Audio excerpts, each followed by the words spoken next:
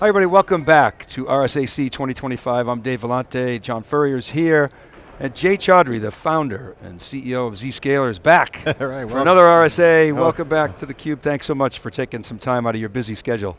Thank you, Dave. I appreciate the opportunity. I always enjoy these conversations. Well, one of our favorites. So I got to start with something that you get asked all the time.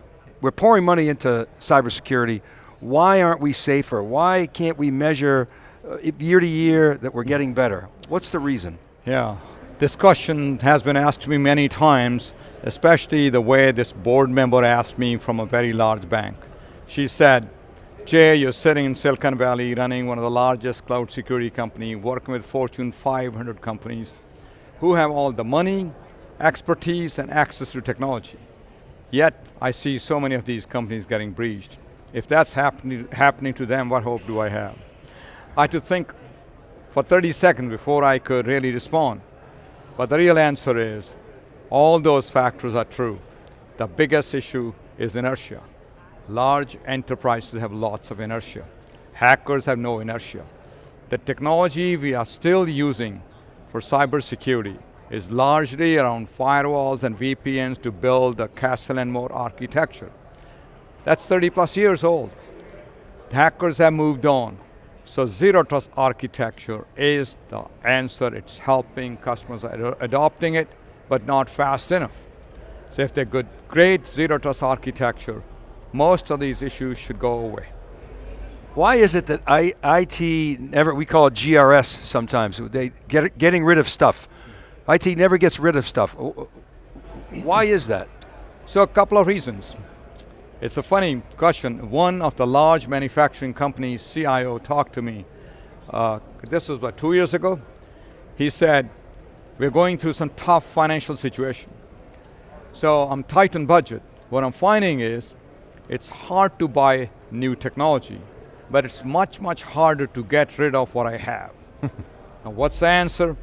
Number one, things that get bought, the emotional ties. A lot of people's job, all the situations out there. And then the vendors come in and say, this is so wonderful. I can bolt on zero trust on my firewall and the like. So all those technology and non-technology factors play in. But as attacks are moving, things are changing. I mean, it's because of that change. Zscaler has grown at a very, very big pace. We are approaching $3 billion in ARR. And with 45% of Fortune 500 companies. So a lot of companies are doing well. And there's still a lot late adopters who will come along. Oh, they're buying the story, John. Jay, I want to ask you because last time you were in theCUBE, we had a wide-ranging conversation on entrepreneurship and architecture. This year, zero trust continues to be front and center, but when we look at it, it's a journey. John Olsek, one of our analysts, says it's a journey. Okay, not everyone, you have to get zero trust everywhere. And if I have tool sprawl and not everyone's on board, that's a problem. Can you scope that for us? Because no one debates zero trust. I mean, everyone's like, it makes total sense, but how do I actually get there? And what's your answer to that? Because not everyone can get every tool up to date. And it takes 1 weak link. So you don't really take the current tools and update them to make zero trust. It's like saying, I'm going to fix my DVD player and create Netflix out of it. It never happens. Or I'm going to take my traditional internal combustion engine car and make it an electric car. Zero trust is a foundational architectural change. But customers for this journey can start with zero trust for users. No user is trusted. Even in their office, they're sitting on a guest network. User is the weakest link. Hence, making sure every user can access application only by going through a zero trust exchange is the number one thing they can do. The number two, your branches. Most attacks happen the following way. A user gets infected, she goes to the branch office, gets on a network, the malware moves laterally, it goes everywhere, infects everything. Imagine if each branch is like an internet cafe. Or maybe think of it as an island.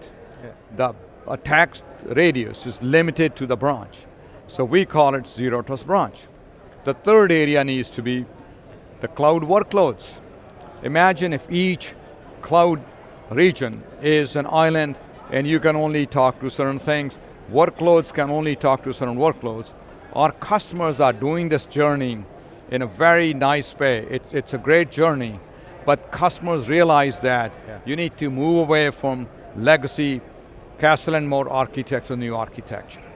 Yeah, and I think one of the things we see here, users is a big conversation. We've talked about networks, we love the network approach. Data security's hot.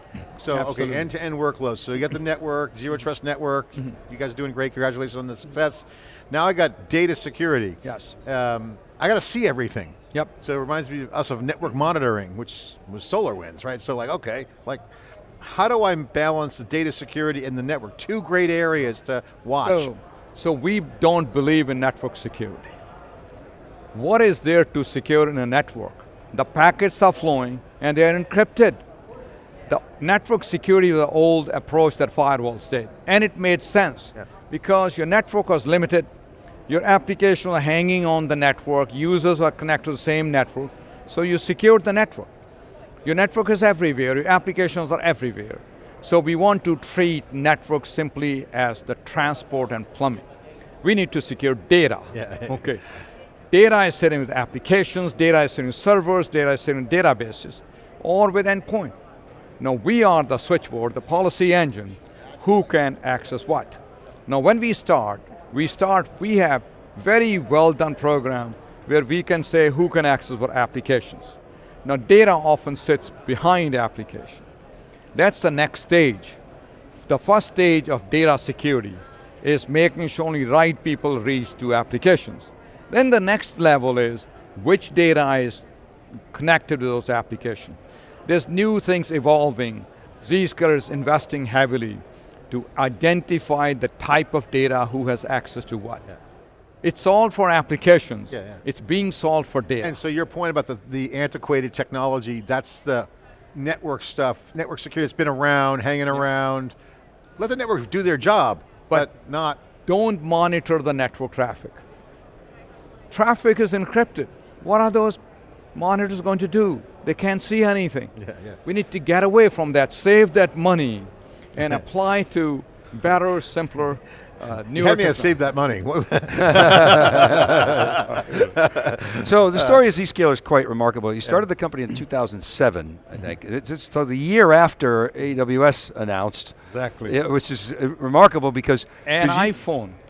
Yes, iPhone, same year, right. Because I wanted to I was saying that if you're mobile and you got cloud-based compute and storage, and you got SaaS applications taking off, why should you have where are you going to put firewalls and all? We said, let's flip the paradigm. Don't secure this castle and moat. Everyone is untrusted. We are going to build this exchange. So it was really visionary, but I'll say this, a lot of companies who started in that time frame, like John, you remember well, the Hadoop world, I do. Completely missed the cloud. Right, and they said, okay, we're going to go on-prem, and then the cloud came, and they got blown away. A lot of people missed the cloud. All those vendors that were selling firewalls missed the cloud. They didn't want.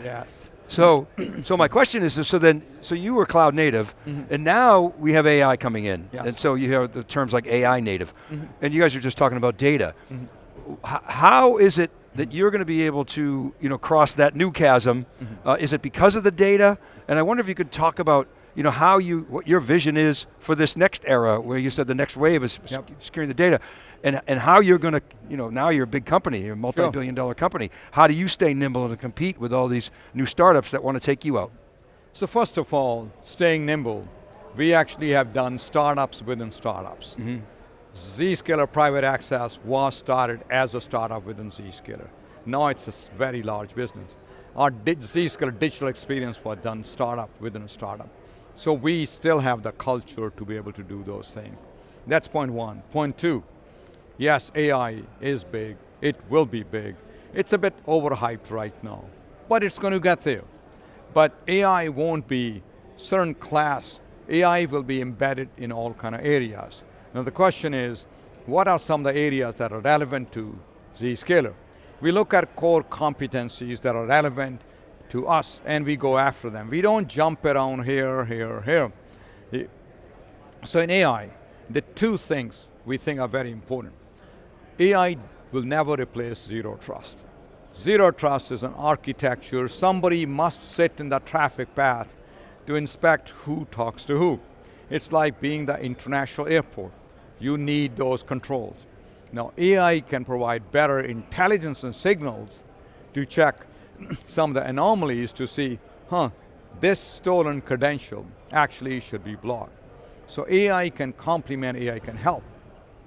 AI can also help with very high-speed anomaly detection for bad things or for data leakage out there. So we are embedding AI into all of our threat detection and data protection areas. So it makes our zero trust better. I like to say zero trust, when combined with AI, it becomes powerful.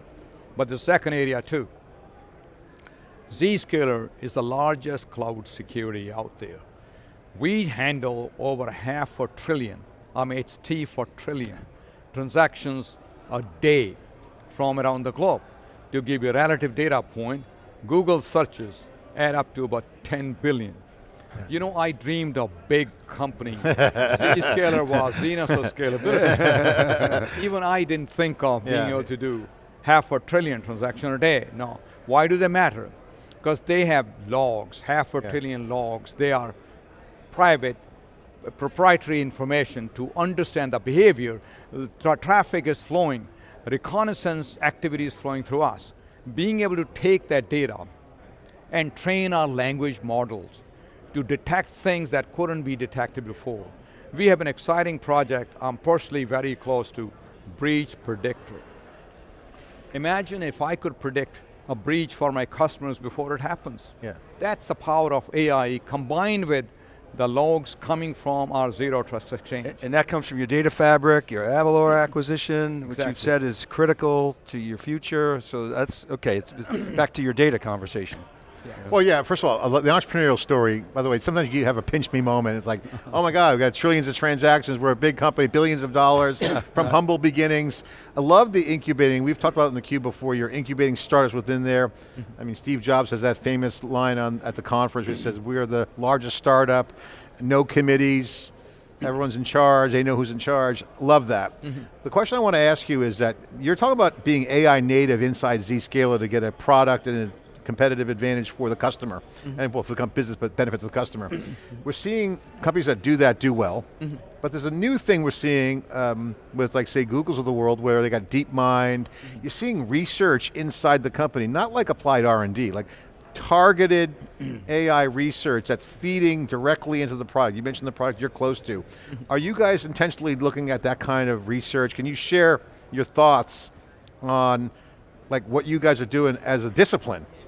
Because it's the speed of the game is so fast right now that you got to have your own internal research to make the product. So it's a product thing, not so much let's go figure out a new market. What's your thoughts on this new research discipline? We're hearing other companies are looking at the same thing. So research is extremely important, but research only is good if you have access to some of the data out there. So we have about 200 people who have been focused on security research. Now they got better tools with AI to be able to do far better research they could do, but remember, AI is only as good as the data. So the data, we have research scientists who are focused on it. But in addition to that, you need some other things. We have a startup within Zscaler. It basically has data scientists, it has security experts, and it essentially have AI experts. You combine all of them, and imagine being able to build the ChatGPT of security. We are in a position to do that. So you're doing it now. This is your incubation part of the startups within the startup. Absolutely, yes. I got to ask you, so you don't like the term SASE, but you created the market. so help me square that circle. So, SASE, right? Whatever, secure access service edge. Some Gartner term. I don't like it already. What we want is zero trust architecture. The number one reason why ransomware attacks happen successfully is because they steal some credential, user is the weakest link, then they get on your network, Then they exploit the design feature of networking. What's the design feature? You get on the network, move left and Go right. everywhere. Lateral movement. So SASE has something called SD-WAN. And SD-WAN is no different than any network that has been built over the last 35 years. Ampere, they all enable lateral movement. I've been asked by investors and many people, why do you buy an SD-WAN company or build SD-WAN? I said, do you want me to enable lateral threat movement? Not really. So we are all about zero trust. And SASE is SASE. I mean, the SSC part of SASE is pretty good. That's the switchboard part of it. What's not good for us is SD-WAN part. We want a zero trust branch. We want branch to be an island, not part of the mesh network. And how does that, Jay, play into, sometimes the criticism on Zscaler is, oh, I'm worried about the blast radius or latency. And I know you have techniques and technology to address that, but I wonder if you could discuss that.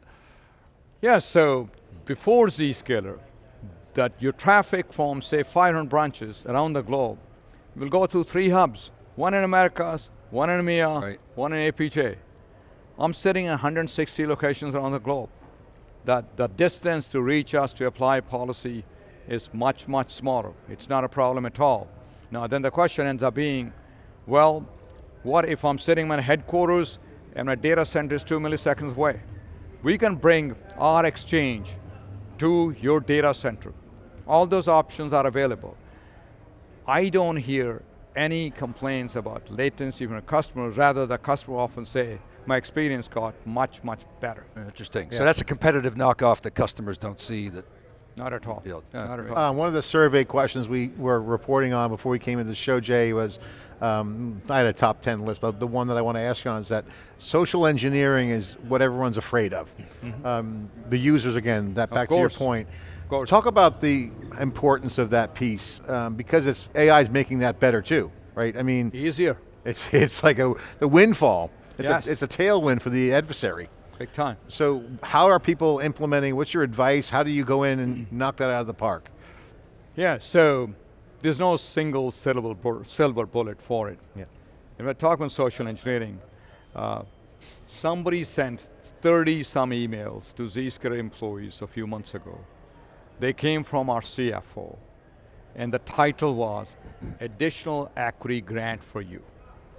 I got my attention right there. More stock. Hey, I'm doing a good job. Yes. Let me guess. Our people are pretty savvy, but 3 people clicked on it. 27 did not.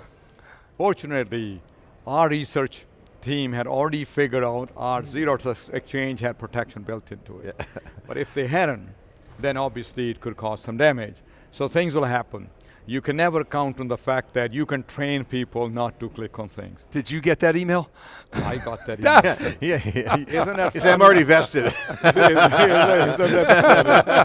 Because interesting. I sent it to my CISO saying, hey, what is this? Because I do that. I couldn't be capable. I already got my stock, thanks. Exactly. So what's needed is a bunch of things. That's why you don't depend on credentials. Second factor is important, but that's also being essentially stolen. One big thing AI is helping that area is AI is good for figuring out anomalous behavior. We look for people doing things they're not supposed to do. A typical user is going to go and do X number of things. And as we are monitoring the activity, and this is where Gen AI plays a big role, they can say this user is trying to poke into things they generally don't poke. Those become an important, we call this thing called adaptive policy for Zscaler. Even if you're given the connection and access, we can actually automatically terminate the connection when we see some kind of stuff powered by AI. I mean, that's where the data shines. You're sitting on a treasure trove of data. What are some of the cool things you work on? You mentioned that project that you're highly involved in. Breach Predictor. It's the advantage for the adversary is one thing, but now agility to move fast. Give us a taste of this. What are you working on that's cool? What do you see as opportunities? And for partners out there of Zscaler or customers, where can they vector in with you and connect to that innovation? So from cyber point of view, if you look at holistically, Zero Trust segmentation is extremely important. That means Don't tell people, get in the office, go wherever you need to go. In our world, people implement user to application segmentation. A group of users can only access these 3 applications, nothing more. Then they are implementing segmentation within a factory or a branch. My phone can't talk to this laptop can't talk to this laptop. They can only talk to maybe a printer in the office, nobody else. That becomes important. Zero trust workload segmentation becomes important. This is one area. Then you move on towards AI. What can be done in AI? The easiest #1 application that we built for securing a use of public AI was the following. Employees are going to ChatGPT and Gemini, they submit source code and whatnot. We are like an international airport. All traffic to all public sites goes through us. We're able to tell our customers, this is where your users are going. Then we could give them controls that says, you can have a policy. Developers can only go to these 4 AI services, nowhere else. Yeah. Then you could put DLP control on it that says developers can do this, but they can't be submitting stuff like that. That was part 1. A large number of our customers are already using it very happily. Then the next question came, how do I secure the use of private AI application I'm building in my data center or in my cloud? So for that, these applications may be built for your employees, they may be built for your customers, maybe it's a support chat, GPT, support chat kind of stuff. For that, we're building a LLM proxy. It's like a switchboard. We insert ourselves before they access these applications. So we are able to inspect prompts, analyze if it's good, bad, good response, or they're trying to do prompt injection on the thing. And when the response comes, you're able to examine response. Good response, bad response, all that stuff can be done. So you're looking at data context. That's right. As almost a network paradigm. I won't say network paradigm, but like how it used to be network security. Hey, watch the packets, do deep packet inspection. You're kind of just saying, let that be the transit. Yep. And your data layer, of that, and contextually looking at the behavior and the context. Exactly. So. Exactly. And that's different. That's very different. Oh, I mean, breach predictor, because you have visibility on the data. That's amazing. Exactly. Here comes a prompt injection, context poisoning. Exactly. So you don't have to build an LLM app security layer. You just look at that switchboard piece. I'm in the middle. Yeah. I'm in the middle, absolutely. And what about unified data controls? Because this is a hot topic, this event. Yep. Data controls, super important. You mentioned some of those things. I'm assuming it's already built into the switchboard. Is there like a master brain in the Zscaler architecture, or is it? Unified data security is very important. 10 years ago, all we worried was traditional DLP going from your data center or users to the cloud. That was important. But now data is everywhere. Sitting SaaS applications, not just in Salesforce. There are 30 applications connected to Salesforce through APIs. And those providers are generally private companies. Some are running out of funding. Some don't even encrypt your data. You need to worry about that. Then data is sitting in cloud, in maybe Snowflake and wherever, and data is sitting on the endpoint. Yeah. Customers do not want 5 vendors to provide 5 solutions. Why is that? First of all, creating a policy, managing a policy for one set is hard. Yes. Trying to deal with 5 vendors, it's almost impossible. Yeah. So we started focusing on this. We have a full comprehensive solution that actually handles all channels, all type of traffic, and no matter where they are. We even integrate with vendors like Microsoft. They have an offering called Purview, which can do tags and classification. I can read those tags, and since I'm sitting in the data path to the internet, all good things leak to the internet. Bad things come from the internet.